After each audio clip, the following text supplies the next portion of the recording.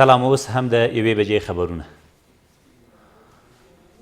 د سرحدي پولیسو او د څلورو ولایتونو امنیه قمندانان ګوښه او نوي کسان پر ځایونو وټاکل شول. د کورنیو چارو وزارت د خبرپاڼې له مخې عبدالله د سرحدي پولیسو د نوي قمندان او همداراز غلام سنایی د ننګرهار، محمد محفوظ د پروان، محمد معروف د ارزګان او محمد جان د سمنګان د نوي امنیه قمندانانو په توګه غوره شوي دي. کورنیو چارو وزارت تر دې مخکې ویلي و چې په هیواد کې د امنیت ښه والي لپاره په مهمو امنیتي پوستونو کې عدلونو بدلون راولي. په پکتیا کې د بهرنیو ځواکونو په هوایي بمباریو کې 6 طالبان ووژل شول. په دغو عملیاتو کې چې تېره شپه د سید کرم ولسوالۍ په خړو سیمه کې ترسره شوي یا د ډلې پورې اړوند یو کور هم له منځه وړل شوی دی. د پکتیا د امنیه قمندانۍ مسؤلین وایي په دې بمباریو کې د سیمې اوسیدونکو ته زیان نه دی اوښتی. د هلمند په نادري ولسوالۍ کې د یو ځانمرګي برید په پایله کې د ملي پوځ 2 سرتیر وژل شوي او 4 نورې ټپیان دي.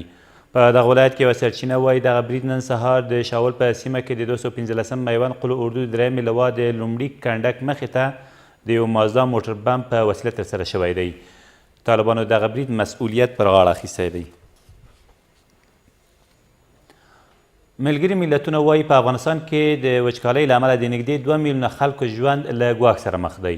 د دغې ټولنې د بشري چارو د همغږۍ دفتر په خپل اونیز راپور کې ویلي په افغانستان کې د اوبو زیرمې او چینې وچې شوي او دغې مسئلې ډیری خلک کډه کولو ته اړ کړي او یوازې په روانه میاشت کې څه باندې 21,000 خلک راجستر کړي چې د خوراکي توکو د کمښت له امله ښاري سیمو ته کډه شوي دي.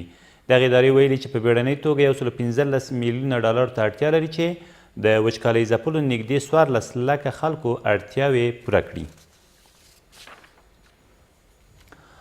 د افغان حکومت د ملي امنیت سلاکار په مشرۍ یو لوړپوړی پوځي پلاوی نن سهار پاکستان ته ورسید. د ولسمشرۍ ماڼۍ د خبرپاڼې له مخې دغه سفر د پاکستان د لومړي وزیر په رسمي بلنه ترسره کیږي.